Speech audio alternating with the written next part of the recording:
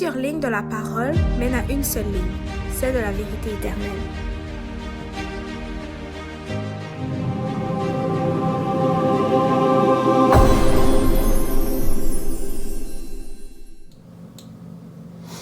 Donc, bonjour à tous et à chacun. Donc, aujourd'hui, c'est notre première vidéo. Ce que je veux dire par là, c'est la première fois qu'on enregistre dans ce format. Donc, j'espère que vous allez apprécier. On fait toujours notre possible pour pouvoir vous donner des vidéos plus rapidement, efficaces et des vidéos de qualité de tout genre. Donc, aujourd'hui, on va commencer un nouveau sujet, nouvel type de vidéo, nouvel type de présentation, comme je pourrais dire. Et j'espère que vous allez apprécier. Donc, n'hésitez pas dans les commentaires de dire si vous appréciez ou non ce type de vidéo-là. Mais aujourd'hui, nous allons donc parler ensemble de Barbie, le monde de Barbie, les messages subliminaux de Barbie, le monde de Barbie, une réalité visible. Nous allons voir comment ce film a un impact, un effet sur le cerveau, sur la morale, sur la jeunesse particulièrement. Et nous allons passer au travers de divers sujets. Et je vous invite donc de pouvoir vous asseoir confortablement et de pouvoir écouter ce que nous allons parler ensemble aujourd'hui. Tout d'abord, Barbie a été fondée et créée en 1959. Où est-ce que la première Barbie a été, on pourrait dire, sortie et a été dévoilée au public. On parle d'une petite poupée de plastique qui était essentiellement un modèle pour la jeunesse, et en particulier les jeunes filles. C'était le but principal, de pouvoir permettre aux jeunes filles de pouvoir partager ce type d'idéologie et de ce type de poupée. Et ça allait avoir une répercussion à plus grande échelle au fur et à mesure que tout avançait. Et par exemple, dans ce petit film, on peut entendre la chose suivante. Si vous allez pouvoir entendre, je sais pas. OK. Barbie, you're beautiful. You make me feel my Barbie doll is really real. Barbie's small and so petite. Her clothes and figure look so neat. Her dancing outfit rings the bell. At parties she will cast a spell. Purses, hats, and gloves galore. And all the gadgets gals adore. Barbie dressed for swim and fun is only $3. Her lovely fashions range from $1 to $5. Look for Barbie wherever dolls are sold. Someday I'm gonna be exactly like you. Donc, comme vous pouvez voir à l'écran, c'est une des premières publicités, ça dit 1959, c'est en fait si c'était pas la première, c'est écrit First Ever Barbie Commercial. Donc, c'est une des premières publicités Barbie qui est sortie à l'époque. Et justement, on pourrait se poser la question, tu sais, comment est-ce possible, en fait, que déjà c'était accrocheur, déjà ça promouvait une idée, et on voit comment que c'est, on voit qu'est-ce que ça dit aussi, ça dit « Un jour, je serai exactement comme toi, en attendant, je sais ce que je vais faire, Barbie, belle Barbie, je ferai croire que je suis toi ».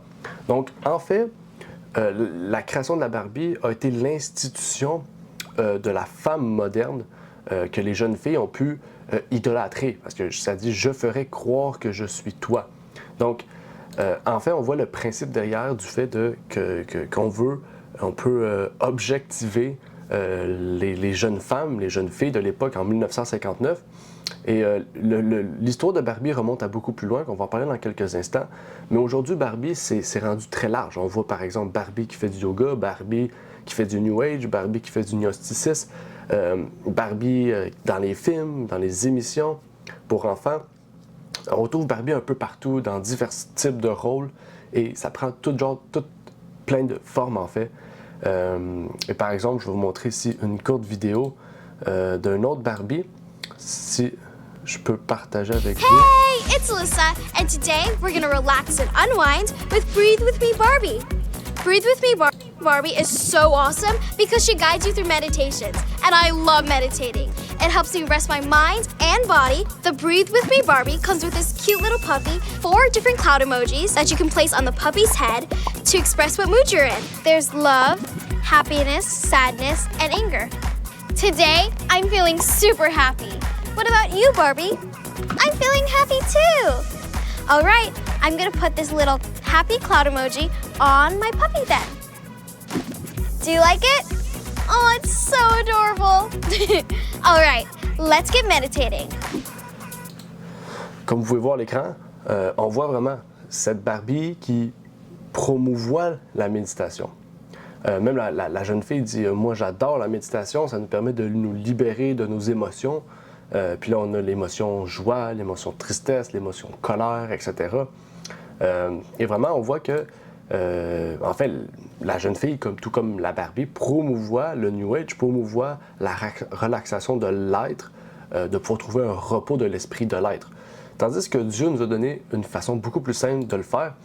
Comme il est dit ici, on nous dit clairement « Combien j'aime ta loi, elle est tout le jour l'objet de ma méditation. » Donc vraiment, Dieu nous a donné l'opportunité de pouvoir partager ce genre de choses.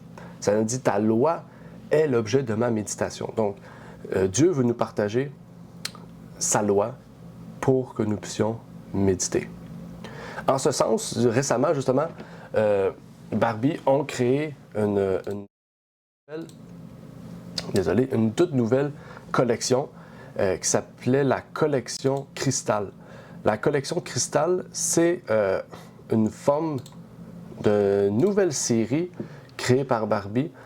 Comme vous pouvez voir à l'écran, c'est des cristaux. Vous savez qu'est-ce qu'on fait avec les cristaux normalement dans le New Age? Les cristaux ont une forme d'énergie et qui peuvent résoudre certains problèmes. Par exemple, vous vous sentez stressé, vous mettez ça en dessous de votre oreiller, vous êtes plus stressé. Ici, c'est un type de Barbie.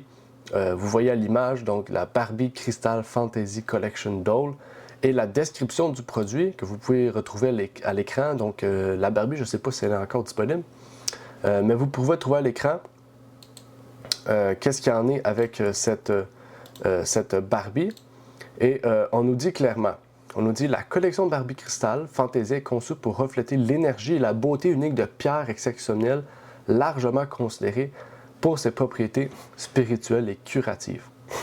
La pierre améthyste prend vie avec la poupée Barbie vêtue d'une robe en mousseline de soie lavande et d'une ceinture scintillante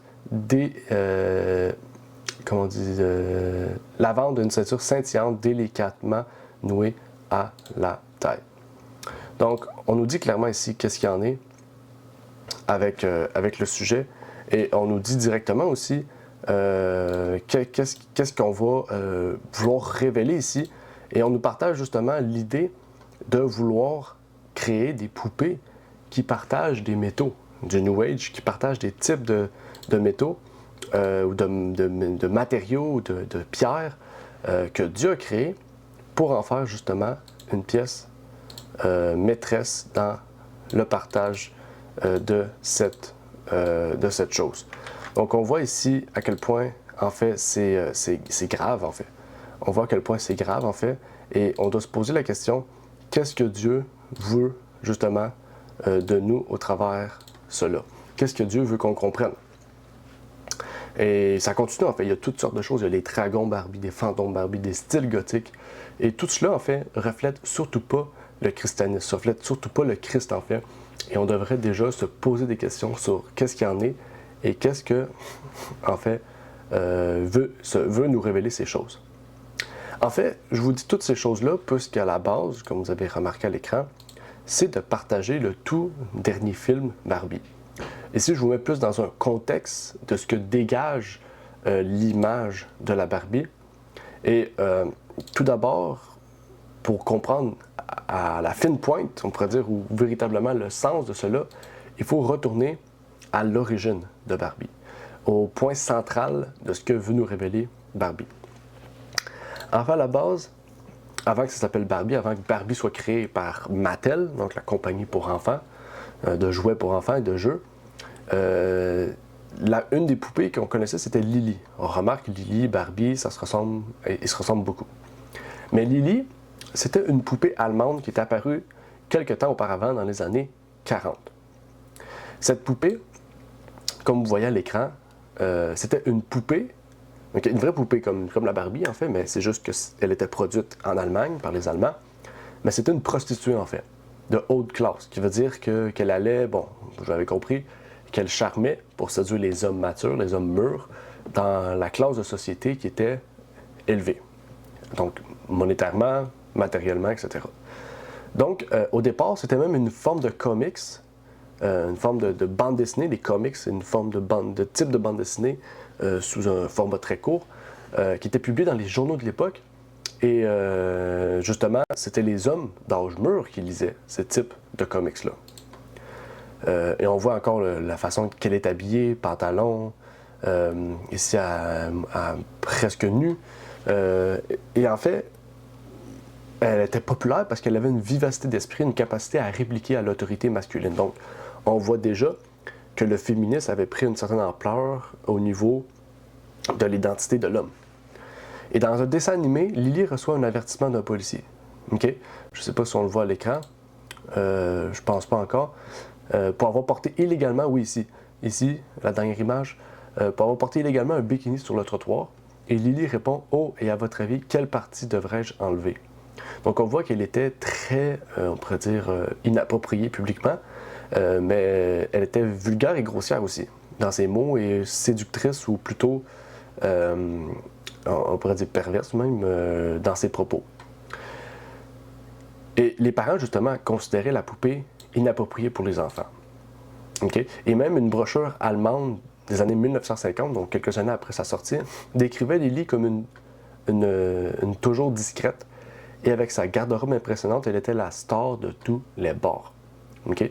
Donc, c'est juste pour vous montrer que Barbie, tu sais, son origine d'une poupée qui est une prostituée, qui était aimée par les hommes, peut-être d'âge mûr, qui étaient des buveurs, des ivrognes, et même les poupées, c'est une forme publique, une vraie poupée, étaient rendues publiques dans les bars, en fait.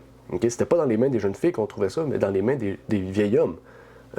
Donc, c'est pour vous dire, en fait, que en fait, cette poupée tirait grand public, tirait un public généralement d'un autre âge, plutôt même d'un autre niveau que ce que les Barbies reflètent aujourd'hui. Et Lily reste donc une nouveauté pour adultes qui rapporte un franc succès, même en dehors de l'Allemagne et partout dans le monde. Mais une journaliste du magazine The New Yorker, Ariel Levy, a plus tard qualifié Lily de poupée sexuelle. Et même un peu plus tard, dans les années 50, la fondatrice de Mattel, que vous voyez à l'écran, qui était Ruth Handler, quand elle a voyagé en Europe, elle a acheté quelques poupées Lily pour les ramener chez elle aux États-Unis. Elle a retravaillé sur le design, présenté aussi d'autres choses pour que la poupée puisse ressembler plus à un style qui soit américain. Et elle l'a présenté donc sous le nom Barbie au Salon du jouet de New York le 9 mars 1959. Ces enfants adoraient jouer avec Lily et c'est à partir de ce moment que Ruth a vu qu'il y avait un grand potentiel, non chez les adultes, et plus particulièrement les hommes ivrognes, mais particulièrement chez les jeunes filles. Et donc Mattel a acquis les droits de Build Lily, puisque c'était comme ça qu'elle s'appelait, en 1964. Donc je peux vous dire, Mattel a racheté Lily, la prostituée, la poupée sexuelle, elle l'a rachetée pour en faire une poupée pour jeunes filles. Okay. Donc, par la suite, la poupée dite sexuelle, Lily, elle a arrêté sa production. On voit que son fils aussi, de cette madame, puisque c'était une poupée qui était féminine, donc il fallait quelque chose qui soit plus masculin, et son fils s'appelait Kenneth. Et donc, ça a donné le nom Ken de Barbie. C'est pour ça qu'on retrouve le nom Ken. Ça vient du fils de la première femme, Ruth, qui a emmené le projet donc, chez Mattel pour la première production des Barbie pour les jeunes filles. Donc, ici, c'était un peu l'histoire, l'origine des Barbie que je voulais partager avec vous. Je vous le fais vraiment d'une façon simplifiée, rapide aussi, pour que, que je puisse partager l'information rapidement et qu'on puisse aussi avancer parce qu'il y a beaucoup de choses à discuter. Et je ne veux pas non plus, désolé, prendre trop de temps pour partager ces informations-là pertinentes. Et entrons donc dans le vif du sujet. Déjà, à la base, quand il y a un film qui est produit, celui qui est derrière le film, c'est le producteur et le réalisateur. Et la directrice et co-écrivaine du film s'appelle Greta Gerwig, qui est bien sûr une femme qui a écrit ce film-là. Et donc, nous allons parler de cette femme, parce que quand on parle d'un film, oui, un film peut avoir des messages subliminaux, mais quand on comprend bien l'histoire du directeur, du réalisateur, ou peu importe la personne qui était derrière le grand plan de ce scénario, on nous permet de mieux aussi savoir le background de cette personne-là et pouvoir par la suite comprendre pourquoi telle chose a été mise dans le film.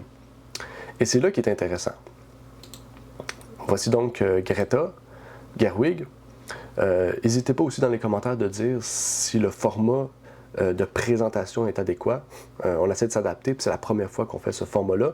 Donc n'hésitez pas de le dire pour qu'on puisse s'améliorer et permettre aussi bien que tout puisse être toujours mieux présenté pour chacun de vous.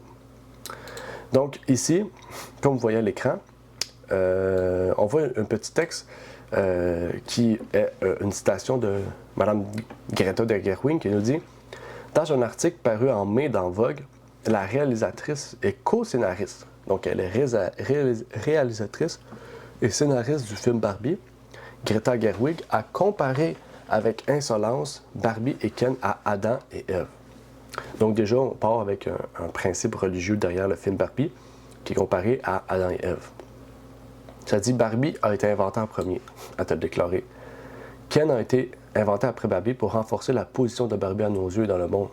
Ce genre de mythe de la création est à l'opposé du mythe de la création dans la Genèse. Déjà, c'est le principe pas du mysticisme, mais du gnosticisme. Le gnosticisme, c'est le principe de renverser la vision que la Bible nous amène. Donc la vision que la Bible nous amène, c'est la création de l'homme, puis de la femme. Ici, c'est l'inverse. Barbie, c'est l'inverse. Et c'est la création de Barbie, de la femme et de l'homme. Donc on voit un revirement de situation qui déjà devrait nous amener une petite lumière rouge dans notre tête pour nous montrer qu'il y a un problème. Déjà, on voit qu'elle a une bonne compréhension de la Bible. Elle aurait pu juste dire Adam et Ève, mais elle a parlé du mythe de la création. Elle a parlé d'un principe. Donc, je pense pas qu'elle est chrétienne aujourd'hui, mais elle doit avoir un certain background chrétien et religieux. Et c'est ce qu'on va voir en fait dans la suite de ce que nous allons voir. Il faut savoir que cette femme, Greta, est née le 4 août 1983 à Sacramento, en Californie. Elle est née dans un État qui était donc libéral.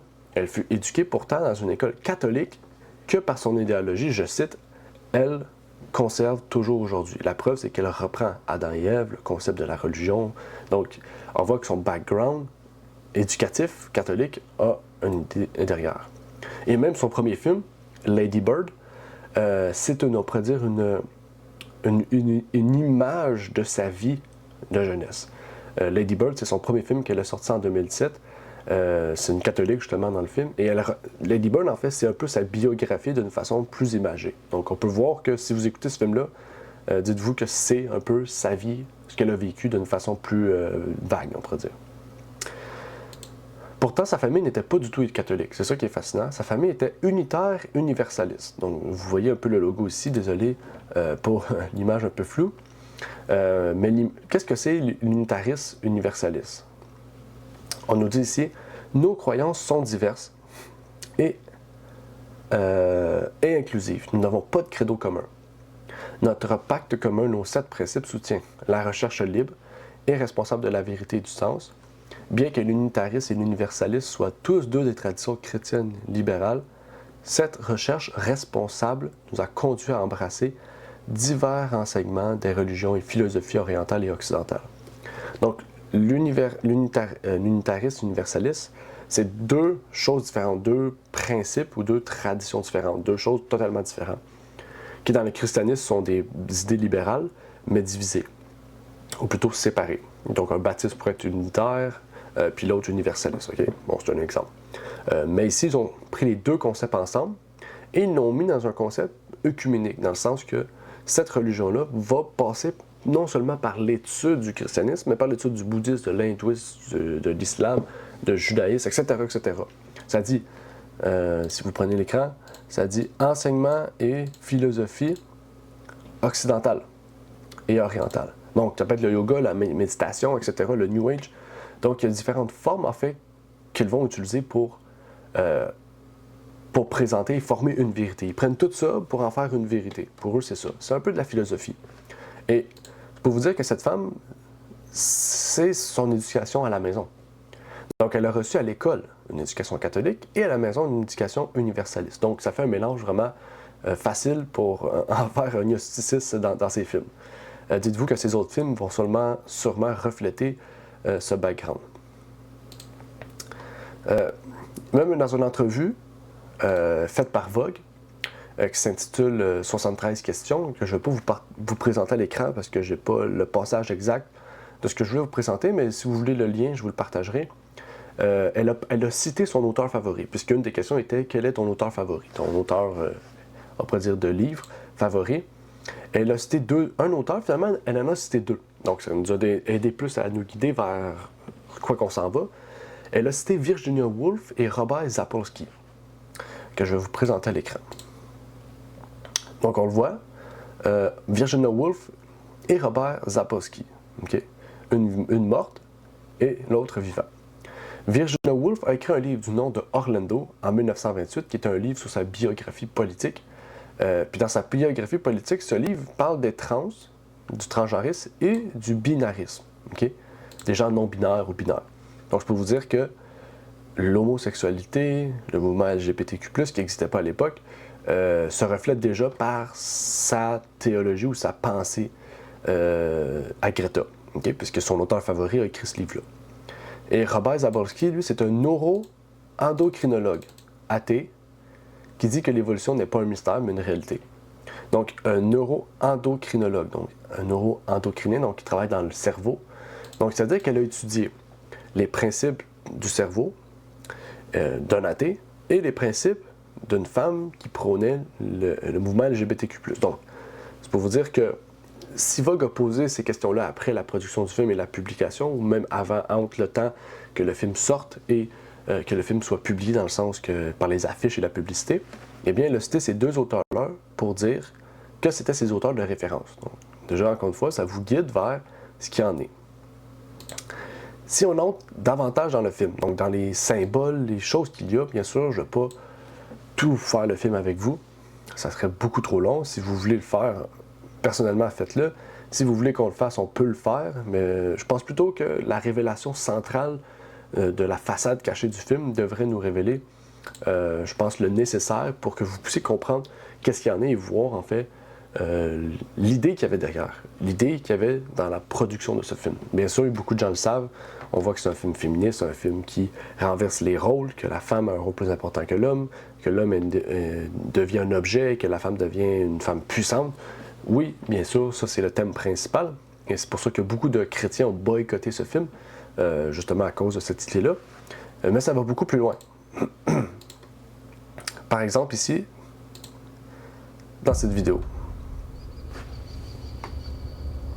Depuis la nuit des temps, depuis l'existence de la toute première petite fille, il y a eu des poupées. Mais ces poupées étaient toujours des bébés. Jusqu'au jour où...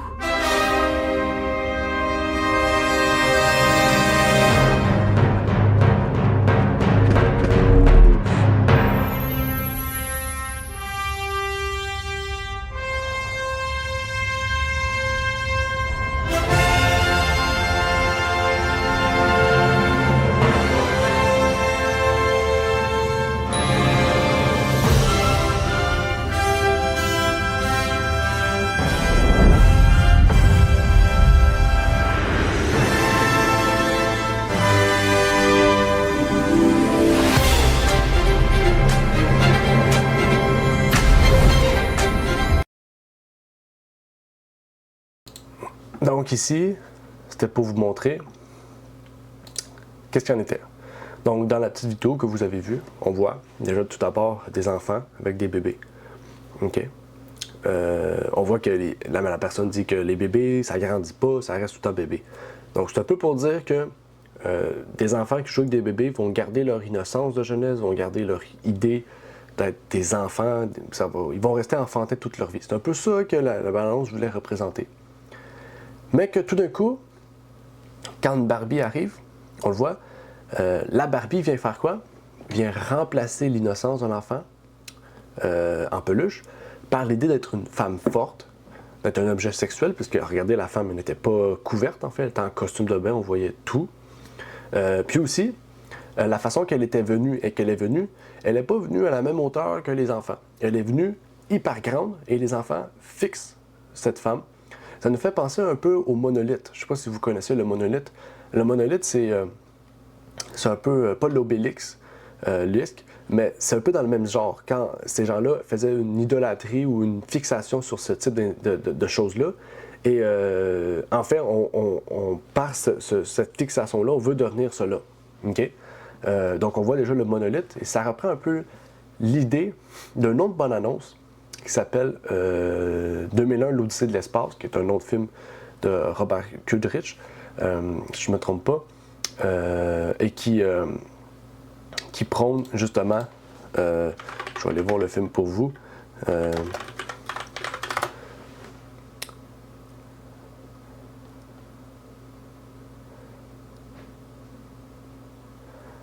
qui était Kubrick, ouais c'est ça, Kubrick. Donc M. Kubrick, c'était justement un franc-maçon, là. Tous ces films vraiment révèlent du satanisme et beaucoup de messages subliminaux dans ces films. Et justement, une de ces scènes que je vais vous montrer à l'écran, que je vais avancer bien sûr, mais vous regardez, c'est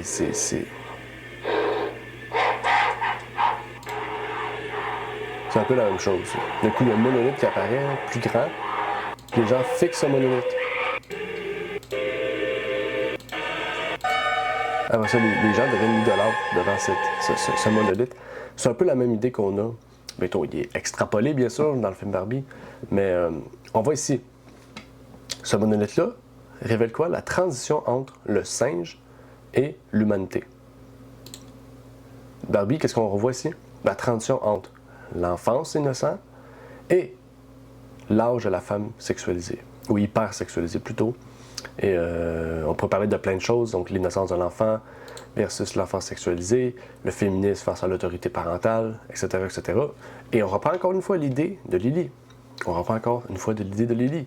Lily, qu'est-ce qu'elle était à la base? Barbie, ils l'ont pas changé. Qu'est-ce qu'ils ont changé? C'est la présentation pour que les parents puissent l'accepter, non pas le but derrière. Okay? Donc oui, Lily paraissait plus une femme mûre, tandis qu'une Barbie fait plus enfantin, mais le but derrière reste le même.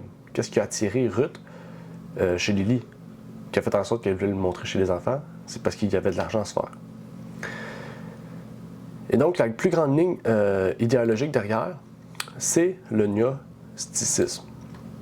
Le gnosticisme, comme je vous l'ai dit, c'est le fait de renverser tous les principes de la Bible par des principes, on pourrait dire, plus, non pas plus modernes, mais c'est quelque chose qui n'est pas vrai. On renverse. Okay? Donc, on prend quelque chose qui est bon, on le met mauvais, puis le mauvais devient bon.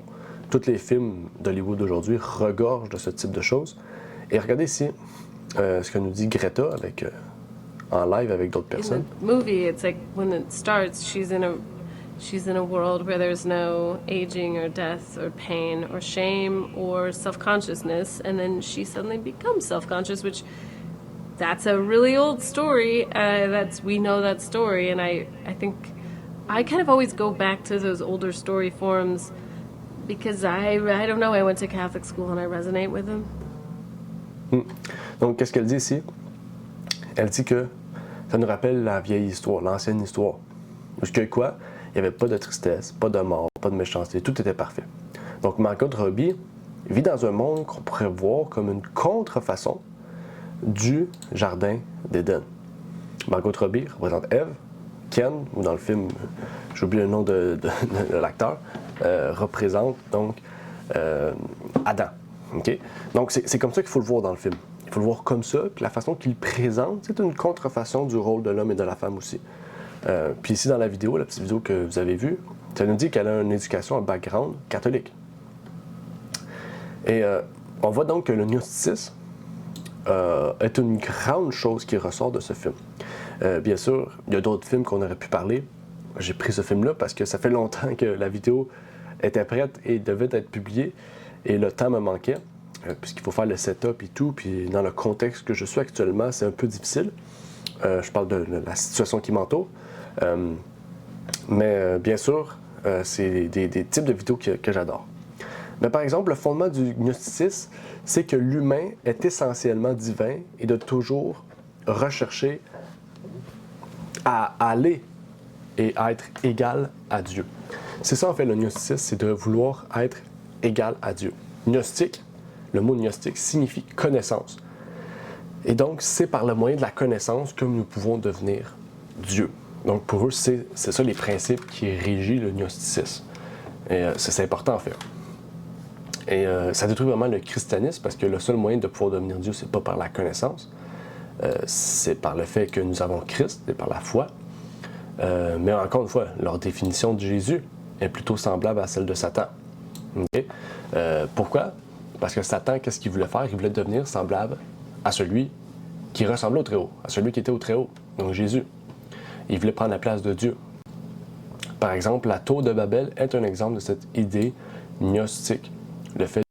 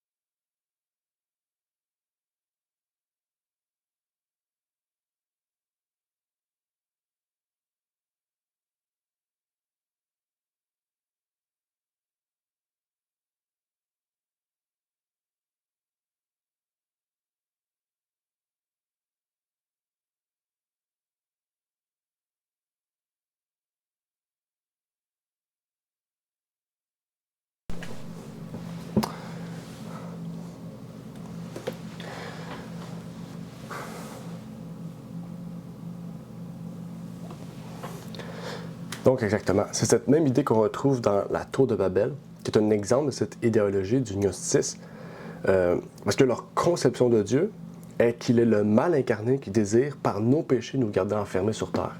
Et que pour sortir de ces péchés-là, eh bien, on doit avoir une meilleure connaissance pour devenir Dieu. Tout comme Satan en fait. Parce que celui qui nous garde sur terre, c'est pas Dieu, c'est Satan. Donc, on voit une idéologie contraire non seulement de la conception de la divinité, mais de toute la Bible en fait. Je vous prie d'aller peut-être étudier plus le sujet personnellement, où on peut faire une vidéo centrée sur le gnosticisme.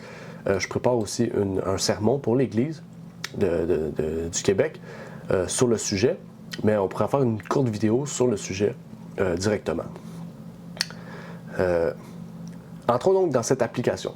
L'application dans le monde de Barbie. Comment ça s'applique, cette chose-là? On voit tout de suite, ce monde parfait ressemble étrangement à celui du ciel où tout était parfait. Dans la photo 1, on voit tout est parfait, tout est beau, tout est rose, tout est vert, tout est dans un amour, il y a un cœur. Mais tout ce qui sort du cœur, comme vous remarquez, est sec, est pas bien, pas beau, dégueulasse en bon québécois. est ridicule en fait. Tout est parfait à l'intérieur, mais pas à l'extérieur. Un peu comme le jardin d'Éden. Hein? Pas un peu en fait, c'est comme le jardin d'Éden, une contrefaçon, une idée de ce jardin contraire. On voit ici Barbie-land, etc. Les gens s'amusent, ils sont heureux pour toujours. Même la conception de ce monde est semblable au jardin d'Éden. Donc on voit vraiment que cette dame avait une conception vraiment biblique de ça, puis elle l'a détruit. Mais dans ce monde, contrairement au jardin d'Éden, tout est plastique, tout est superficiel et tout est faux. Tout le monde est habillé de façon superficielle, tout le monde est habillé d'une façon qui est humainement parlant beau, mais divinement parlant ou bibliquement parlant, le contraire, qui est charnel. Et pourtant, Barbie réussit à trouver l'imperfection dans ce monde parfait. Et on voit que, encore une fois, que cela est contraire à la Bible. Parce que la superficialité n'existe pas dans la Bible. Et où tout le monde est heureux, il y a tout est parfait en fait. Ici, on voit que tout est parfait, mais c'est une fausse perfection. Parce qu'en fait, Ce qu'il faut savoir, c'est que Barbie, ici, son but, c'est de trouver l'imperfection. Pour elle, l'imperfection, c'est ce qui fait la perfection. Pourtant, dans la Bible, c'était pas ce que Adam et Ève voulaient. C'était pas ce que Dieu voulait de ces gens-là, en fait. Avant le péché, tout était parfait, comme on peut voir dans Genèse 1, verset 1, verset 25, et Matthieu 5, verset 48, qui nous cite cette perfection en détail. Mais il n'y avait rien de bizarre ou de faux. Vous comprenez ce que je veux dire? Ici, on voit qu'il y a une forme bizarre, quelque chose de bizarre, de faux, en fait. Tandis que dans la Bible, le jardin d'Éden était vrai. Okay? Tout était construit à la perfection. Et pourtant, dans le Gnostic, on dit qu'Adam et Ève n'étaient pas heureux dans ce monde paradisiaque, parce que qu'est-ce qui manquait, c'était cette lumière, cette connaissance que Satan leur a apportée, qui est un peu la délivrance. C'est ça que Barbie va découvrir. Elle va découvrir la connaissance, la lumière, qui va l'amener en dehors et qui, pour elle, est la liberté. Et, tandis que dans ce monde, on est en captivité. Vraiment, comme je vous dis, c'est une contrefaçon du jardin. Elle se pose plusieurs questions. Et elle va chez une dame.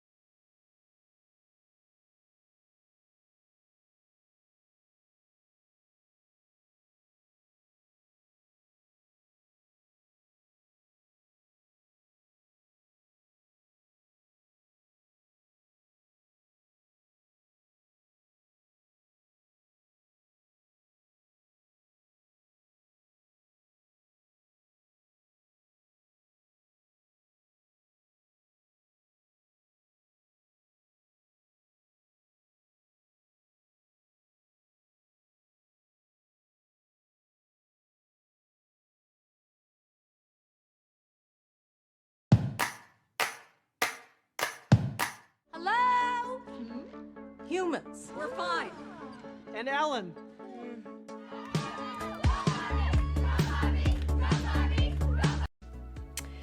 The keeper of everyone's hidden weirdness, and I like to think of myself like that in real life too, but that's pretty grandiose, so forget I said it. Alan is sort of like a person without a group that he belongs to. He's kind of a loner in a way because I think the joke about that, as long as, at least how I interpret it, is that Alan the doll, which was a real doll.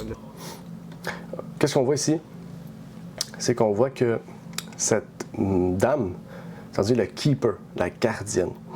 Donc, ce personnage dans le film représente un peu un chaman, une personne qui non seulement connaît, mais qui veut apporter la connaissance, apporter la lumière.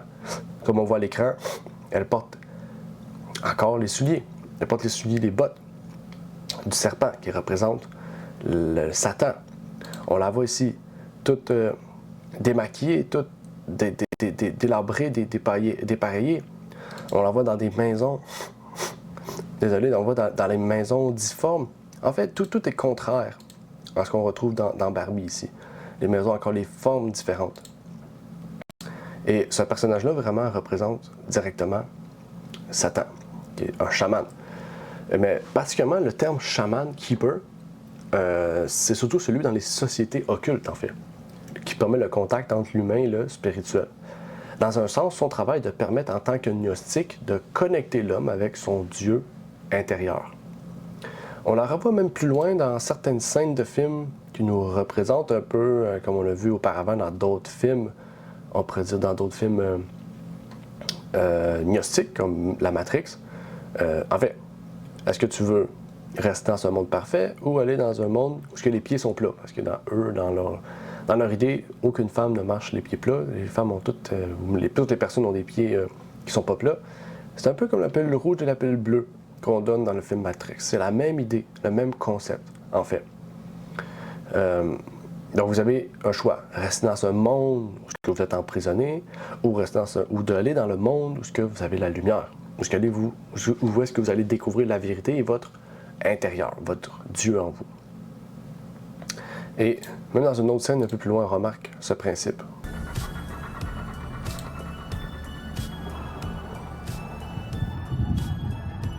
Oh, I would never wear heels if my feet were shaped this way. Hello? Wolves. Oh. Mark. Wolves. But it's real. I have to go. Thoughts and feelings and two. Me? Takes two to rip a portal. I can't have. I've only. So should it move? So, what'll it be then? You can go back to your regular life and forget any of this ever happened? Or you can know the truth about the universe. The choice is now yours. The first one, the high heel. No. We'll do a redo. You're supposed to want to know. I don't.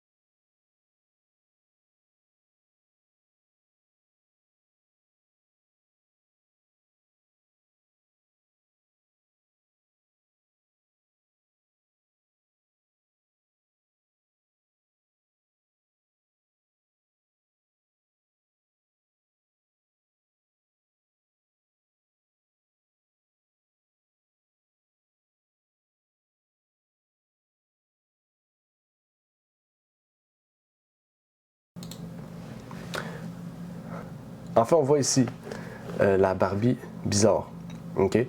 Qui veut à tout prix que qui veut à tout prix que la dame choisisse, que Margot Robbie choisisse la Barbie classique, choisit les sandales, okay? Et l'autre lui dit non, moi je veux rester dans ce monde, je veux rester là. L'autre lui dit non, tu es obligé de prendre ça, prends ça. Ah ouais, prends-les.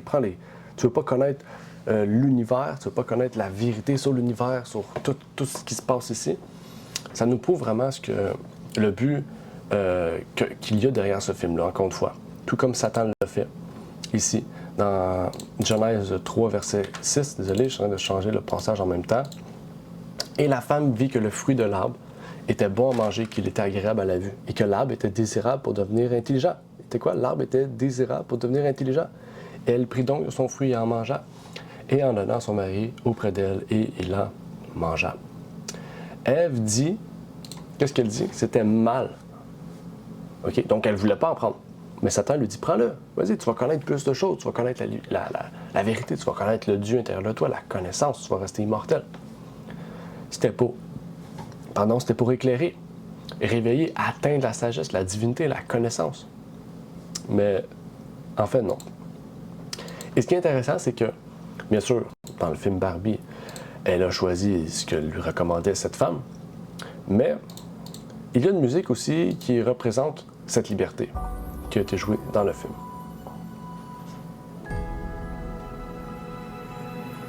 Hey Barbie, can I come to your house tonight? Sure. I don't have anything big planned, just a giant blowout party with all. Closer I am fine. Closer I am fine. I'm coming with you. Okay. Donc, comme vous voyez ici, elle cite la musique Closer to Fine de Indigo Girl. Qu'est-ce que cette musique dit? Pourquoi on a choisi cette musique-là? Je vais sortir les paroles ici, du moins une partie des paroles qui est intéressante. Ça dit « L'obscurité a une fin intarissable et la lumière a un appel difficile à attendre. Et il y a plus d'une réponse à ces questions qui m'oriente vers une ligne tortueuse. Et moins je cherche ma source pour une réponse définitive, plus je me rapproche du bien. Plus je me rapproche du bien. » Donc en fait, elle montre que ce chemin qu'elle va, OK? C'est closer to find. C'est-à-dire, plus elle se rapproche, plus qu'elle va, la musique, c'est ça qu'elle nous révèle, plus qu'elle avance, plus qu'elle sort de ce monde, plus qu'elle va vers le bien, plus qu'elle sort de l'obscurité, plus qu'elle trouve une réponse à ces questions, plus qu'elle atteint la connaissance. Tout à fait comme l'universaliste. Et tout à fait comme le gnostisme aussi révèle le contraire de ce que Dieu veut. Dans Jean 17, verset 17, 2 Timothée 3, verset 16, Matthieu 7, 13 et 14 nous montrent qu'il n'y a qu'une seule vérité et que c'est par le Christ que nous pouvons l'obtenir. Pas parce que nous on veut, pas parce que la moyen, de la manière dont nous on veut. Il ne faut pas toujours chercher, essayer de chercher comme si la vérité n'était jamais totale et que marcher sur le chemin qui mène au ciel est le seul chemin possible. C'est en fait ça que la Bible nous révèle. On ne peut pas par nous-mêmes essayer de chercher la vérité comme si on ne pouvait jamais l'atteindre, dans le sens où on ne pouvait jamais chercher la totale vérité. Non. La totale vérité se trouve dans la parole de Dieu. C'est sûr que si on la cherche à l'extérieur de la parole de Dieu, on va toujours se dire que ce n'est pas la vérité, ou la totale vérité, qu'il pourrait y avoir d'autres choses qui dans le futur vont nous montrer que ce que nous croyons maintenant est faux. Mais la Bible ne change pas. Et c'est ce qu'on voit en fait dans ce film-là. En fait, c'est Ève qui séduit Adam. C'est Barbie qui séduit Ken. Vous comprenez? C'est vraiment l'inversion des rôles. Même encore, on voit c'est le même rôle. Le rôle principal est inversé, mais le rôle de séducteur n'a pas changé. Genèse 3, 6, 22 et 24. La Bible affirme qu'ils sont tombés dans le péché, mais le gnosticisme affirme qu'ils sont sortis du péché, ou qu'ils veulent sortir du péché à la recherche de la lumière, de la vérité, de la connaissance, pour être eux-mêmes des dieux. Bien sûr, il y aura encore plusieurs choses à dire, peut-être sur des scènes du film, mais dans la totalité du film, on voit qu'il est gnostique, on voit que la réalisatrice révèle que son éducation nous montre que réellement, elle veut rassembler toutes sortes de doctrines ensemble. Christianisme, judaïsme, musulman, etc., etc. Pourquoi?